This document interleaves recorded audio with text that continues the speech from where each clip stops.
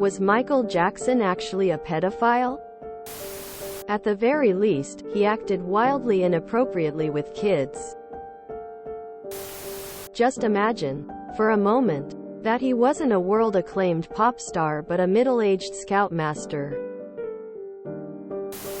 So I always thought it was a money ploy and he was innocent.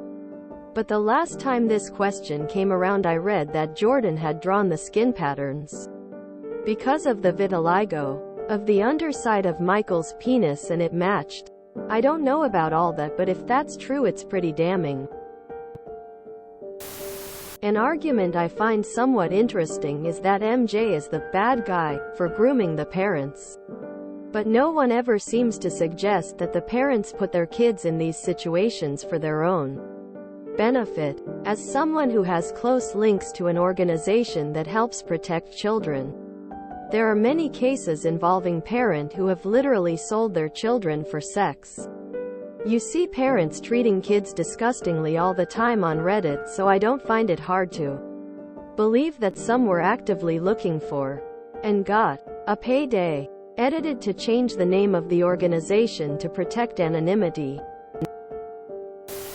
It's a very polarizing topic, but listen, when you go out of your way to create a theme park in your backyard, have a bunch of boys sleeping with you, which he admitted in a televised documentary seen all over the world, and the whole nine, don't be surprised if you get accused and branded as such. Also, settling a case before a trial doesn't look good for your representative either. I've read a lot and spoken to a few people who knew him IRL. My opinion is that we'll never know for sure. But, like most have said, it's tough to imagine that some level of inappropriate action didn't occur. Even if MJ himself genuinely didn't think he was doing anything wrong.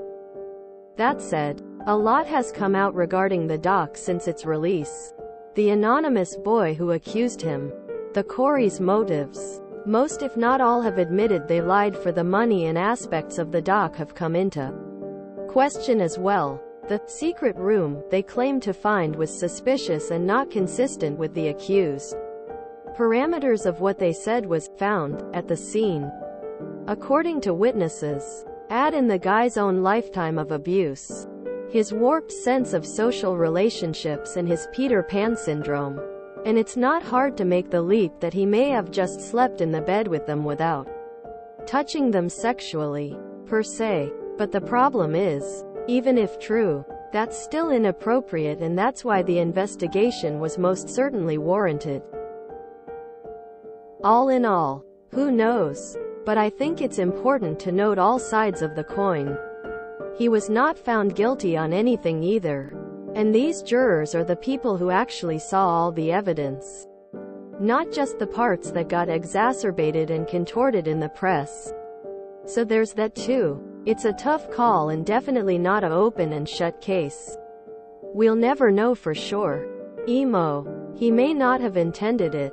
But that doesn't mean some level of abuse didn't occur. Lines around children should never be crossed. I don't think he had the chip in his brain to genuinely know or care about that fact. But it doesn't change what happened. The HBO doc was pretty damning. And if he wasn't a pedophile, he was doing everything he possibly could to look like a pedophile, which I would think anyone in their right mind would avoid at all costs. It's true that most of the evidence is circumstantial, but there comes a point where you reach the border of reasonable doubt. If it was just carnival rides and having kids stay the night in their own rooms, that would be one thing. But when it's having the level of status that meeting you is like winning the lottery, and carnival rides, and using that to groom parents along with the kids to get them to leave you alone with the kids for hours or days on end, and having rooms behind multiple locked doors that you can sleep with young boys completely in private overnight, and multiple victims coming forward with very similar stories of the exact sex acts that you did with them and how you convinced them to stay quiet, the doubt of your innocence becomes very reasonable. No, that's ignorance, wink wink. Gosh, I love South Park.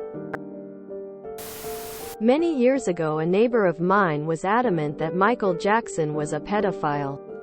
Turns out that my neighbor liked little boys, and was later convicted. Takes one to know one. Per definition. Which is not surprising by the way he was treated all his life. Many of his statements were typical for pedophiles. Like he feels like he's a kid himself, or he feels more comfortable around kids than around adults. We hopefully, mostly, believe women when they gather the strength to come out against a rapist. Men deserve the same. There are those who have come forward in adulthood with horrific stories about MJ. I take them at their word. And we wonder why sexually assaulted victims chose to stay silent or hide their abuse. Only he knows for sure. But keep in mind, 1. He was acquitted during the one trial in 2005. 2. Anyone who has accused him of misconduct had financial reasons to do so. 3.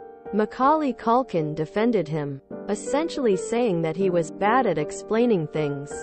For example, his bedroom was larger than a 3-story apartment. Regardless of whether he sexually abused anyone, he did flagrantly ignore boundaries and social norms. What bothers me most is how he was ridiculed for his skin color when he was both a burn victim and suffered from vitiligo. At the same time, I think he was like Kanye West in the sense he deliberately acted weird for media attention. I think we should listen to the kids who were with him. He was a hugely successful pedo. Parents couldn't wait to leave their kids to stay the night at Uncle Michael's. He'd have kids stay at his house and their parents would allow it. Very creepy. GIF. Yes. Look what you did up. Question mark. No one knows, okay? A lot of people are saying all he did was sleep in the same room as kids. It was definitely more complex than that.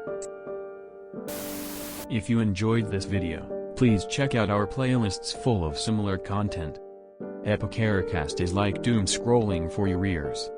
Please like, share, and subscribe.